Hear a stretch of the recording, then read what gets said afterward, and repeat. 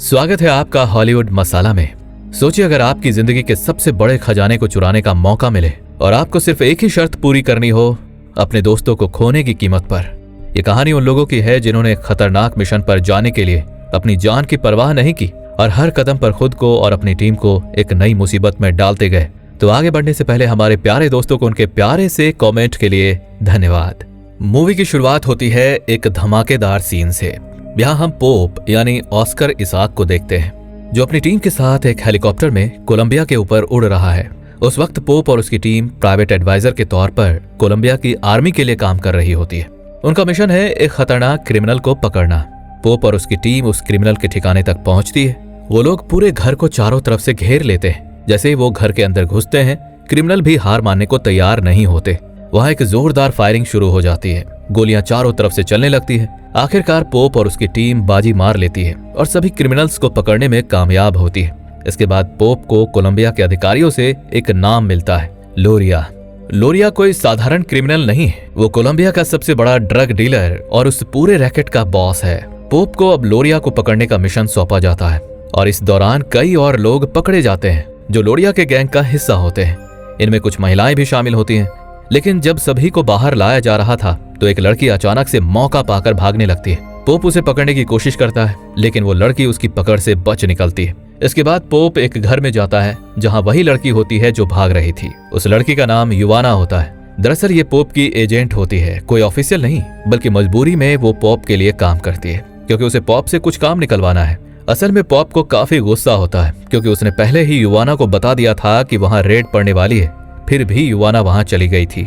युवाना उसे बताती है कि वो अपने छोटे भाई को लेने गई थी लेकिन अब उसका भाई भी पकड़ा जा चुका है और जेल में है। अब युवाना पोप से एक डील करती है। वो कहती है कि अगर वो उसके भाई को जेल से बाहर निकाल देगा तो बदले में वो लोरिया के बारे में सारी जानकारियां देगी। युवाना को पता होता है कि लोरिया कहाँ छिपा हुआ है और वो ये सब पोप को बताने के लिए तैयार है।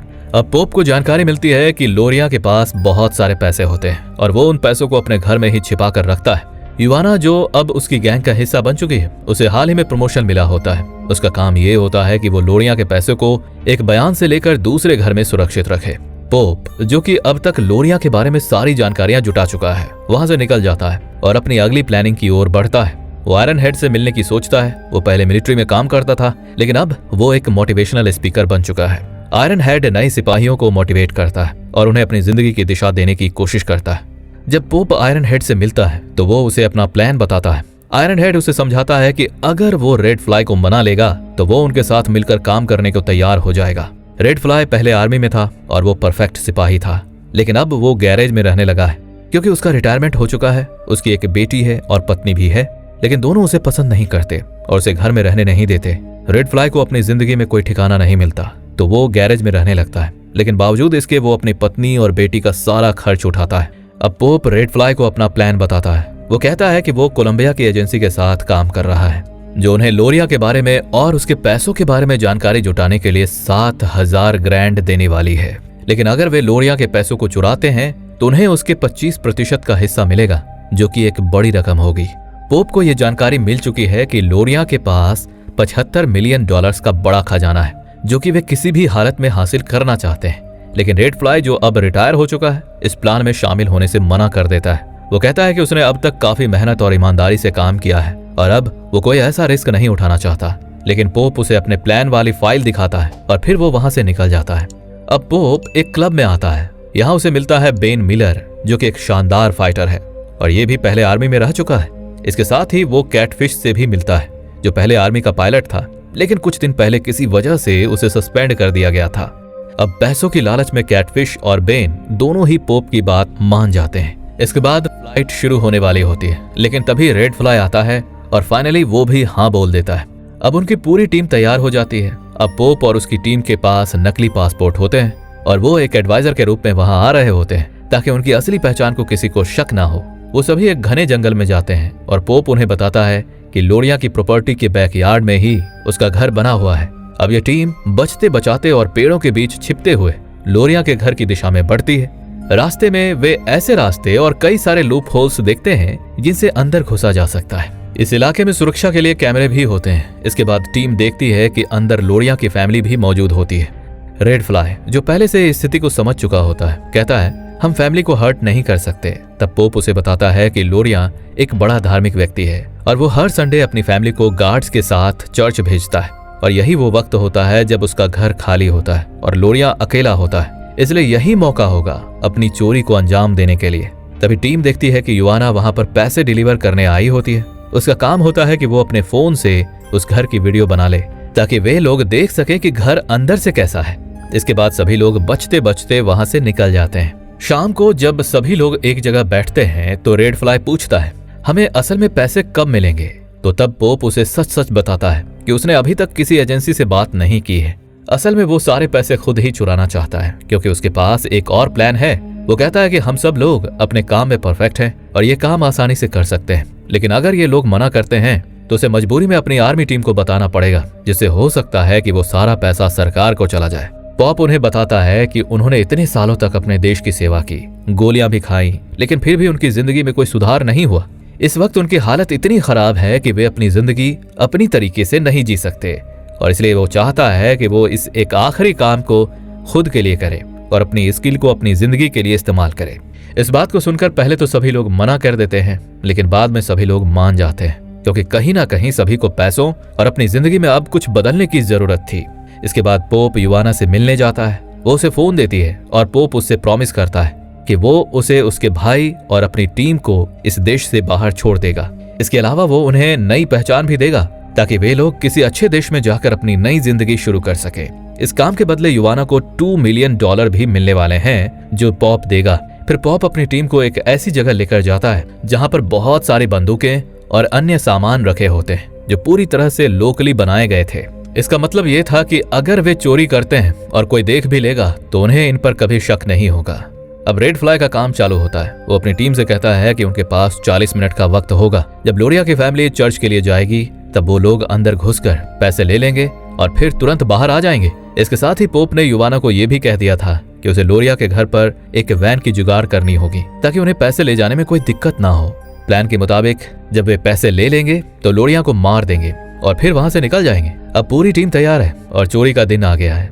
पूरी टीम अब अपने काम को अंजाम देने के लिए तैयार है। जब लोरिया की फैमिली चर्च जाती है तो पोप और उसकी टीम चुपके से घर के अंदर घुस जाती है। वहां वे एक एक करके सारे गार्ड्स को मारने लगते हैं। सभी लोग इतने ट्रेंड होते हैं कि उन्हें किसी भी गार्ड को हराना कोई मुश्किल काम नहीं लगता। अब जब टीम लोरिया को ढूंढने लगती है तो उन्हें कहीं भी लोरिया नहीं मिलता। सारे कमरे छानने के बाद वे सब ये सोचने लगते हैं कि युवाना ने उन्हें धोखा दिया है और वो पहले ही सारे पैसे लेकर फरार हो चुका है। क्योंकि घर में कहीं भी पैसे नहीं मिलते तभी एक मेंबर ध्यान से देखता है और उसे पेंट का डिब्बा दिखाई देता है। अब रिप्लाई को अचानक समझ में आता है कि ये घर किसी सेफ जैसा है। फिर वो तुरंत वॉल्स को तोड़ना शुरू कर देता है। अंदर पैसे भरे होते हैं, करीब $725 मिलियन, जो कि बहुत ज्यादा होते हैं। इसके बाद सभी लोग पैसे लेने के लिए बैक स्पेस भरने लगते हैं। जैसे टीम पैसा इकट्ठा कर रही होती है वे जल्दी जल्दी वैन में पैसे भरने लगते हैं, लेकिन रेड फ्लाई लालच में और ज्यादा पैसे लेने लगता है जबकि उन्हें पहले ही अपनी जरूरत का पैसा मिल चुका होता है। फिर भी वह लालच में और पैसे भरते जाता है क्योंकि पूरे घर के हर वॉल में पैसे ही भरे हुए थे। फिर पॉप उसे समझाता है कि अब और पैसे लेना ठीक नहीं है और उसे कंट्रोल में रहने के लिए कहता है। इसके बाद टीम फिर से लोरिया को ढूंढने के लिए जाती है और इस बार उन्हें लोरिया एक अलमारी के पीछे छिपे हुए कमरे में मिल जाता है। फिर रेड फ्लाई उसे वहीं मार देता है। अब जब वे जाने वाले होते हैं तो पता चलता है कि लोरिया की फैमिली भी वहां आने वाली होती है और उसके साथ जो गार्ड्स गए थे उन सबको एक एक करके मारना पड़ता है। फिर जब सारे पैसे इकट्ठे हो जाते हैं तो वे लोरिया के घर में आग लगा देते हैं ताकि बचे हुए पैसे जलकर नष्ट हो जाएं। अंत में पूरी टीम वैन में बैठकर वहां से निकल जाती है। वे निकलकर एक सुरक्षित जगह पर जाते हैं जहां आयरन हेड ने अपने दोस्तों को कॉल करके हेलीकॉप्टर बुलवाया था। वहां पर युवाना और उसका भाई भी होते हैं जिन्हें पोप ने छुड़वाया था। अब सभी लोग हेलीकॉप्टर में बैठकर पैसे भरने शुरू कर देते हैं और अपनी नई जिंदगी की तरफ बढ़ते हैं। अब जब वे हेलीकॉप्टर में पैसे भरकर उड़ान भरने वाले होते हैं तो कैटफिश कहता है कि क्या ये जरूरी है कि इन पैसों को लेकर चला जाए, क्योंकि उनके पास जो वजन था वो हेलीकॉप्टर के द्वारा उठाए जा सकने वाले वजन से कहीं ज्यादा था। कैटफिश चाहता था कि वे कुछ पैसे वहीं छोड़ दें ताकि हेलीकॉप्टर आराम से उड़ सके, लेकिन रेड फ्लाई इस पर सहमत नहीं होता। वो थोड़ा भी पैसा छोड़ने को तैयार नहीं है। इसके बाद रेड फ्लाई की बात मानकर वे सारे पैसे हेलीकॉप्टर में रखते हैं और उड़ान भरने की तैयारी करते हैं। कुछ समय बाद वे बॉर्डर के पास युवाना और उसके भाई को छोड़ देते हैं और उन्हें $3 मिलियन दे देते हैं। पहले उन्हें केवल $2 मिलियन देने का वादा किया था, लेकिन अब स्थिति बदलने के बाद वे उन्हें $3 मिलियन दे देते हैं। यहाँ पर युवाना पॉप को बताती है कि लोरिया के पास जो पैसे थे वे केवल उसके नहीं थे बल्कि कई और लोगों के भी थे। अब उन लोगों को ये सब पता चलेगा और वे सब उनके पीछे पड़ जाएंगे। इस बीच रेड फ्लाई को शक होने लगता है कि युवाना उनका राज फोड़ सकता है और शायद किसी को उनके बारे में बता देगी। रेड फ्लाई को अब लगने लगता है कि उसे युवाना को मार देना चाहिए, लेकिन पॉप उसे मना करता है। वो कहता है कि उसे युवाना पर भरोसा है और उसे कुछ नहीं करना चाहिए। अब उनकी टीम आगे बढ़ती है और अपने हेलीकॉप्टर में उड़ान भरती है, लेकिन उनका हेलीकॉप्टर जो बहुत ऊंचाई पर उड़ने में सक्षम नहीं होता क्योंकि बैग का वजन इतना ज्यादा होता है। अब उन्हें मजबूरी में कुछ पैसे हेलीकॉप्टर से बाहर निकालने पड़ते हैं। कैटफिश हेलीकॉप्टर को कंट्रोल करने की बहुत कोशिश करता है, लेकिन वजन ज्यादा होने की वजह से हेलीकॉप्टर क्रैश हो जाता है। सभी लोग जल्दी जल्दी हेलीकॉप्टर से बाहर निकलते हैं और दूर देखते हैं कि उनके पैसों वाले बैग बिखर गए हैं। वहाँ कुछ गांव वाले खड़े होते हैं और पैसों को उठा रहे होते हैं। पोप और रिप्लाई गांव वालों से बात करने की कोशिश करते हैं। बाकी टीम दूर से उन्हें गन पॉइंट पर कवर करती है। पोप गांव वालों को समझाने की कोशिश करता है कि वे आर्मी अफसर हैं और इन पैसों को लेकर आगे जाना बहुत जरूरी है, लेकिन गांव वाले उनकी बातों पर भरोसा नहीं करते और पैसों को उठाना नहीं छोड़ते। इसी बीच रेड फ्लाई को गुस्सा आ जाता है और वो एक गांव वाले को गोली मार देता है। गोली चलते ही हालत खराब हो जाती है और दोनों तरफ से फायरिंग शुरू हो जाती है। फायरिंग में गांव के कई लोग मारे जाते हैं। इसके बाद टीम गांव के अंदर जाकर गांव के लीडर से मिलते हैं। वे उसे मारे गए लोगों के फैमिली के लिए पैसे देते हैं और बाकी पैसे लीडर को भी ऑफर करते हैं। इतने पैसे देखकर गांव का लीडर डील मान जाता है। टीम वहां से निकलने के लिए गांव के गधे लेती है। वो अपने सारे पैसे गधों पर लाद कर जंगल की तरफ बढ़ जाती है। जंगल का रास्ता बहुत मुश्किल होता है, बारिश हो रही होती है और रास्ते पथरीले और फिसलन भरे होते हैं और इसी वजह से उनका एक गधा पैसों समेत नीचे गिर जाता है। टीम अब काफी थक चुकी होती है और सभी को महसूस होता है कि पैसों को लेकर उनकी लालच बढ़ती जा रही है। रेड फ्लाई का पैसों के प्रति पागलपन साफ दिखता है और उसकी इस हरकत को लेकर पोप और आयरन हेड के बीच बहस हो जाती है। फिर भी टीम आगे बढ़ने का फैसला करती है। आगे बढ़ने पर वे एक खतरनाक रास्ते पर पहुंचते हैं जहां गधों को ले जाना मुमकिन नहीं होता। उस रास्ते पर गधों को ले जाने का मतलब है मौत को बुलावा देना। मजबूर होकर वे गधों को वहीं छोड़ देते हैं और बैग्स को रस्सियों से बांधकर खुद लेकर आगे बढ़ने लगते हैं। ये रास्ता बहुत खतरनाक और चट्टानों से भरा होता है।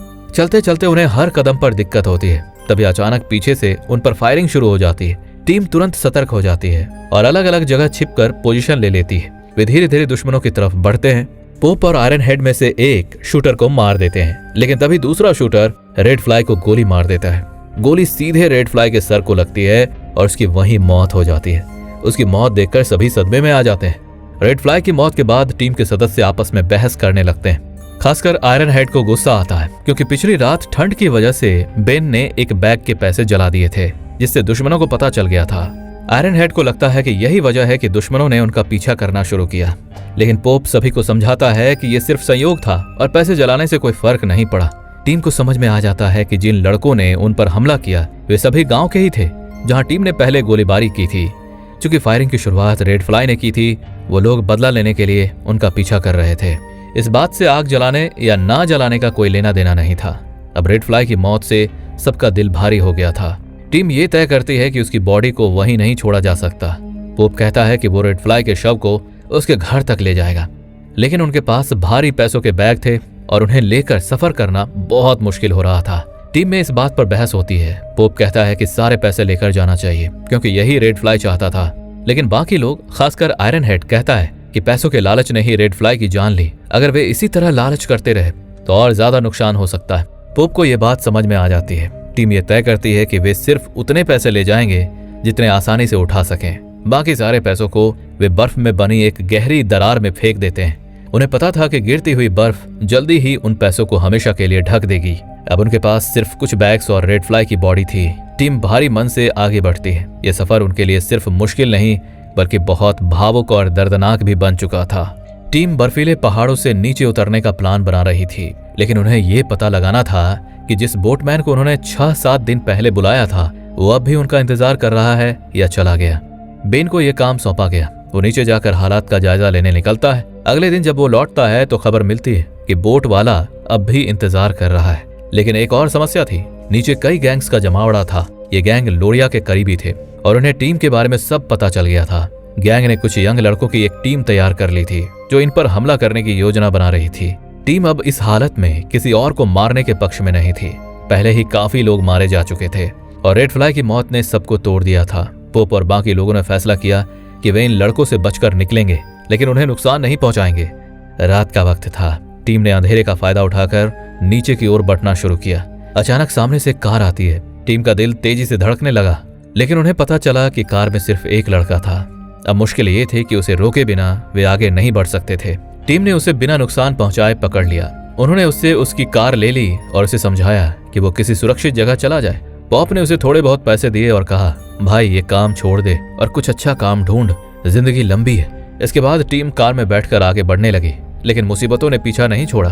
पीछे से कई और कारें आने लगी। इन कारों में वो युवा लड़के थे जिन्हें गैंग्स ने भेजा था।